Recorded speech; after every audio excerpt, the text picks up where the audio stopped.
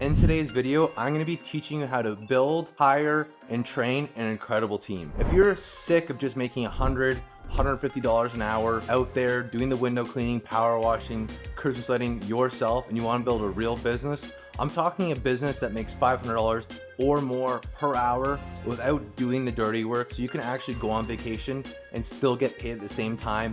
This video is for you. If you're new here, make sure to subscribe. And my name's Adam. I build, buy, sell, and scale home service companies. My program, Home Service U, collectively our students have done over $8 million. Let's start with the obvious question. Why even hire workers in the first place? And listen, there is nothing wrong with being an owner operator. In fact, I'm sure anyone that scaled to multiple seven figures at one point or another throughout that journey has thought, man, I miss the simple days where I should just go out, clean some gutters, make $100 an hour, and go home. There is nothing wrong with that. But if you want to build a real business, I'm talking something that scales without you being involved, something that pays you while you're on vacation, pays you without having to get your hands dirty or climb ladders or put all that hard labor on your body, then you need to build a team. Here's what most home service guys get wrong though. They think that staying in the field for a long time or forever is the right move because they're technically making more money. Let me show you why that's actually costing you more in the long run. That's called the owner-operator trap. And although you might be making more today, you're missing out on the future growth. Here's the real math. Let's say you're billing $100 or $150 an hour for your time to clean the windows, power wash, gutters, etc. That's great, but there's a thing in business called opportunity cost, meaning that's the most amount of money you'll be able to make with your time per hour forever if you don't change things. But instead of spending that $150 an hour is what you're spending is your time, you're spending that on business growth, things such as sales, marketing, and systems. Eventually, you'll be making way more money. When you're doing the labor yourself, you get paid once. When you build sales, marketing, and systems, you get paid multiple times a day without having to do that work yourself anymore. The biggest opportunity cost is not measured in dollars. It's measured in what you could have built if you were acting like a true business owner. The goal is not to just make $250K a year working for yourself. The goal is to make $250K from a business that you actually own. All right, so who do we actually hire now that you're making the decision to go and scale this business so you can make more money? Your workers, they're gonna become the face of your company. Customers are not gonna remember your logo unless you've been doing it for years and spending a ton of money in branding. But your customers will remember your business once after the people that show up there.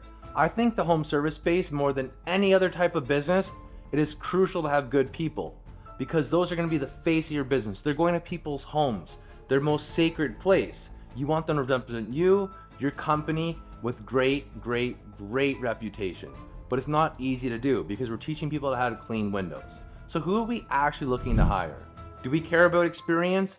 Absolutely not. If anything, I see a bunch of experience in the services that they're going to be hired for as a negative, because if they were that great at doing it, they'd probably still be working there. So normally if someone's like, oh, I worked window cleaning for 5 years, they come over, you hire them. Oh, well, the way we used to do it.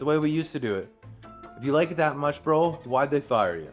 So we're not looking to hire experience because all this stuff is easy to learn. It's easy to learn how to clean windows, gutters, power. Any of these services are easy to learn how to do and train people if you train them properly. In other videos, I teach how to build SOPs, training systems, etc. Main point being is we're looking for human qualities, personal qualities. Are they hardworking? Are they going to show up on time? Little things like that, that's what we're going to look for. How is their personality skills? Are they motivated? Why do they want this job? Are they just a lazy teenager looking for some work and they're just living at home? Or is it someone in their late 20s that has a wife and kids relying on them? They need this job. These are little things that I'm looking for when I'm hiring. I don't care about previous experience doing the services. I'm looking for personal qualities that I can build into a real good worker. So what are top qualities that you want? Think about reliability, coachability, strong work ethic, a positive attitude.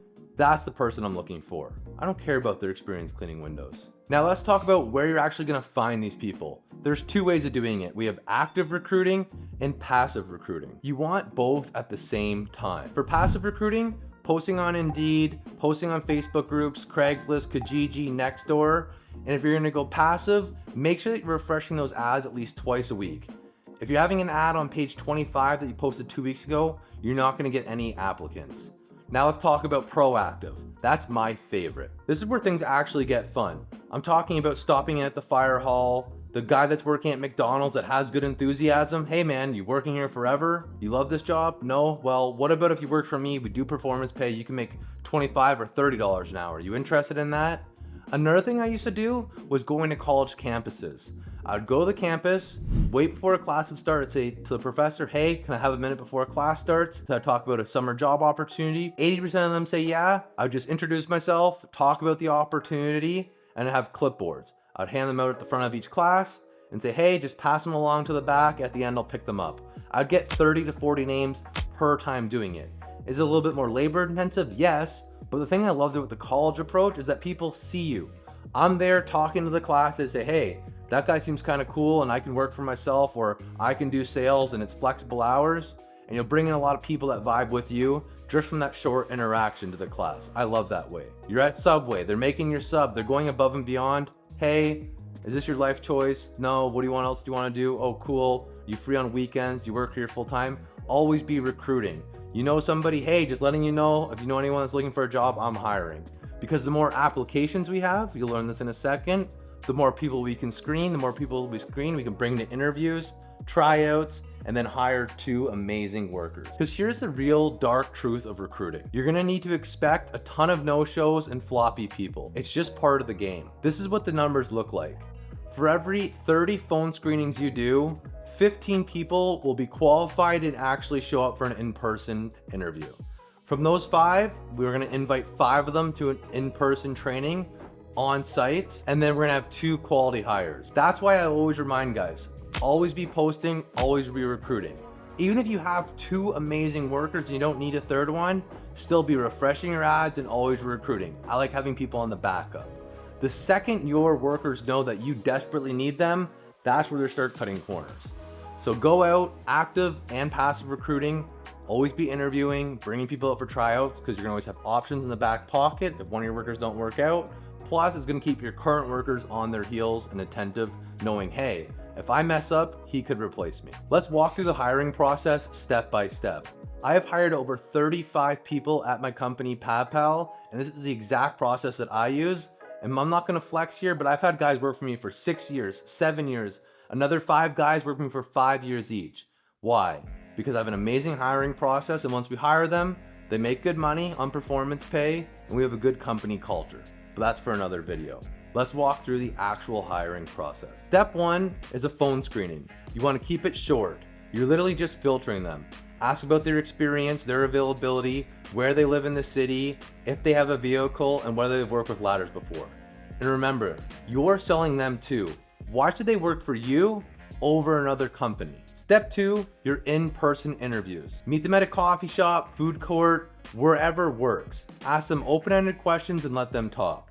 You want to get a feel for their attitude. Discuss the benefits of working with you. Here's the thing, as a business owner, you start forgetting what the average life of a 9-to-5er is. They don't have the option to work outdoors. They are set on a stuck hourly rate. They don't get tips. They don't have the flexibility of being able to work without having their boss over their shoulder all their time, which you shouldn't if you've trained your workers well. The main idea of in-person is getting a feel for who they are as a person. Ask them open-ended questions, get to know them, their motivations behind working, and then selling the job, about performance pay, the option for overtime, tips, potential to move up within a new company. You want to sell the vision, but don't overpromise or guarantee anything that you can't fulfill on. People call me crazy for this, but if I'm doing in-person interviews and someone shows up even 1 minute late, I'll immediately exit their application. Out of respect, I'll still interview them for 10-15 minutes, but I would never hire somebody that shows up even 1 minute late for an in-person interview. So by this point, we've done active and passive recruiting. We went through those applications, screened them, and called 30 people, max 10 to 15 minutes per phone call. From there, we've invited people out for our in-person interview, whether it be at a coffee shop, your office, depending on where your business is at right now. Could even be at a local park somewhere nearby. Doesn't have to be super professional. I'd recommend a coffee shop if you don't have an office. What I would do is bring my laptop there, sit there, if someone doesn't show up, I'm working. Then you're gonna go on to the next step, which is an on-field tryout. An on-field tryout, this is the most important step. You wanna show them how to do the job and watch them how they do it. You'll see everything you need to know. Are they punctual? Do they take direction well? Are they afraid of heights? Are they proactive? Meaning between kind of teaching them, are they looking to do the next window? Are they have good attention to detail? These are little things that we're looking for. I don't care if the world's best window cleaner day one. I care about their personal skills. Are they coachable? Are they excited to be there? What is that attitude like? Because that is crucial in home services. Most people won't do this forever, but if you can have them make good money from when they're there, give them opportunity to move up, train them well, they will help you scale your business so you can start making that $1,000 a day without doing anything. I remember the first time I got a text message from my workers when I wasn't on site and they had all the jobs done on time, collected all the money. I made like 880 bucks. I was on the boat with my girlfriend. I was like, wow, this is addicting. It takes work, but if you follow this video, subscribe, you too will be able to scale your business. And if you need a hand scaling, check out the description. Feel free to check out our program, Home Service U. We've helped guys all over North America start and scale home service companies. I'll help my editors pop up wins right here. We're crushing it and you can too. Let's jump back into the video. The point of your in-person on-site training is a final filter. If someone gets there and they're too weak to carry a ladder, probably not going to keep them. If someone gets there 10 minutes late, there's no chance I'm keeping them. But if they show up on time, they're eager to learn, hardworking, respectful, and have that willingness to want to do more, let's hire them. How long does it take to go from that training process to a fully autonomous worker? This is where so many home service guys go completely wrong. They'll train them for 1 day or 2 days, or the worst thing you can do is say, hey, you're hired, meet me on Monday, and then you show up on Monday and you're racing to get jobs done. That is the reason why so many guys burn through workers and then get stuck being owner-operator again. And some of you guys might not want to hear this because you're too short-sighted, but the optimal way to have a fully functional team without you, so you can go and grow the business and make way more money, is 4 weeks. By the beginning of week 4, Monday, they'll be fully autonomous if you follow this right here. Week 1, you're by their side. I'm talking over the shoulder. Every little mistake they make, correcting them, but doing it respectfully. You want to do it like a hamburger. Bun, meaning compliment. Burger, meaning the meat of your constructive criticism. And then bottom bun, positive compliment again. So I'd say, hey Alex, I love that you're moving fast and your enthusiasm to get these windows done efficiently, but make sure you do the sills too, because customers are paying us to do the sills. If we don't clean off the sills, they're going to call us back. Keep up the great work, man. Let me know if you have any more questions. And then when they go and clean the sills later on, hey Alex, great job cleaning the sills. You want to remind them, hey, that you notice that they're making that change. So that's what we're going to be doing week 1. You're doing all the customer talking, they're sitting there listening and learning. When it comes to production, you're there right beside them the entire time, micromanaging every detail in a positive, respectful way. Week 2, we're going to flip it. They're going to be talking to the customers, you'll still be standing there listening, and instead of micromanaging production, what I like to do is go do some door-to-door, drive to a coffee shop and work for an hour, or just simply get in your vehicle, drive a couple streets over, and send out some quotes, follow up with some deals, and just be around the corner in the area if they need help. Double check every single job. By week 3, what you want to be doing is starting them out every day, so meeting at the job site or at the office, reviewing the jobs of the day, answer any questions they have, and then send them on their way. In week 3, stop in 2 to 3 times randomly. Do not tell them that you're coming. Tuesday afternoon, stop in. Another thing to do is park a little bit down the street and see if you can see what they're doing on site. Is the site area clean? Are they working efficiently and smartly? Or are they there on their phone? I will never forget the time I pulled up. It was a T-bone intersection like this. I was in my car. I saw one of my guys on the ladder on his phone. I watched him for 15 minutes on his phone. So then when I pulled up, I said, hey, how are we doing? He's like, oh, we're super behind. I said, maybe because you're just on the ladder on your phone for 15 minutes? And I showed him a video. He didn't finish the week with us. But if you do week 1 over their shoulder, week 2, very cohesive together, week 3, stopping in and giving them the setup for success, by week 4 on Monday, you have a fully efficient crew making you 500 to 1,000 or even more once you have multiple crews per day without doing the dirty work yourself. Just make sure with all that free time you have now that you're actually growing the business. Marketing, sales, and systems. You have your labor guys dialed in, they're trained well, go grow that business, not chill playing video games. To recap, always be recruiting. I'm talking active and passive. To hire 2 amazing workers, we need to have a ton of applications walk them through the phone, in person, on-field tryouts to get 2 amazing hires.